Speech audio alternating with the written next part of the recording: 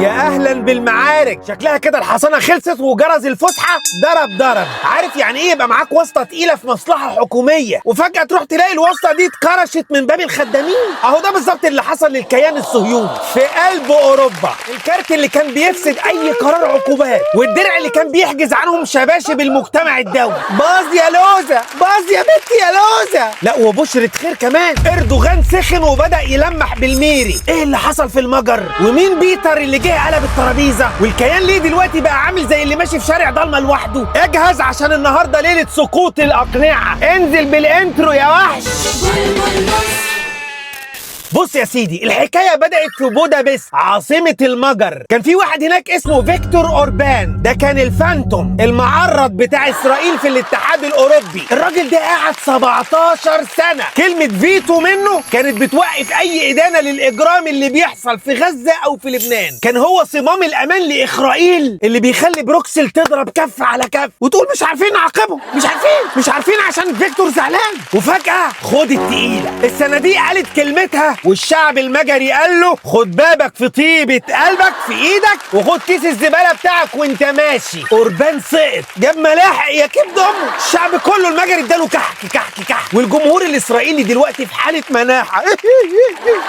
اوربان مشي سقط يا كبد امه، مع انه بيذاكر كويس وبندفع له دروس كتير. يا دي عود احرانوت والقناة 12 العبرية بيقولوا نصا كده فقدنا شريان الحياة. ليه؟ عشان اللي جه كانوا اسمه بيتر مغيار، وإسرائيل لبست الخيار.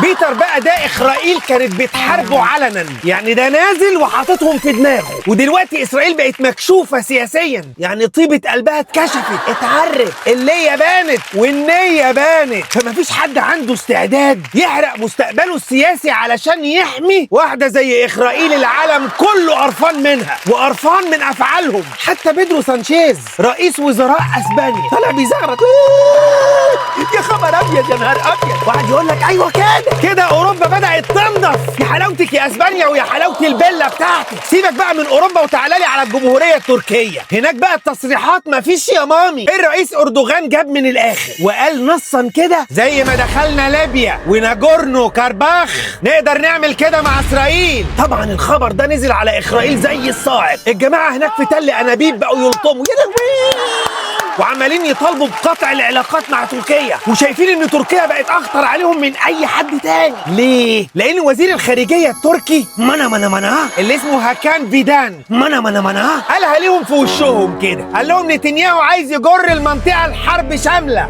عشان يهرب من حبل المشنقه والمحاكمات اللي مستنياه. منا واكد ان اسرائيل بتجهز الراي العام عشان تخلي تركيا هي العدو القادم. بس هيهات فانت قدامك محاور كتير عمال تفتحها حوالين نفسك وبتخش مع صدام في الكل. عندك مصر والسعوديه وتركيا وباكستان. يعني لو فكرت تهوب ناحيه الاناضول مش هتلاقي حد يلم وراه. الخلاصه يا جماعه ان الكيان ده عامل زي السرطان، بيعيش على الحروب ويتغذى على تخريب الشعوب. بس المره دي بقى يا معلم بتبيع النتن العالم كله فتح. برغم ان مصر من زمان كانت بتنادي بقوه عربيه مشتركه من 2015 والناس ساعتها كانت عامله من بنها. بس التحركات بدات تحصل، اي نعم بدأ متاخره بس اهي بتحصل. لان الشر عمره ما بينتصر في النهايه، والحصانه اللي كانت معموله ليهم بدات تدوب زي فص ملح وداب. والنهايه بتبيه النتن قربت. وطبعا كل اللي بيجيبه ربنا خير، ولو وصلت لحد عندكم بس بشر غيرك بالاخبار دي واعمل شير للفيديو عشان الكل يعرف ان الواسطه ماتت. منا والمصادر والصياح بتاع الصحافه العبريه سايبهولك تحت في الديسكريبشن في الدرج تحت. وما تنساش تحمد ربنا على جيشك الوطني الشريف اللي لبسهم دستور شيروها له.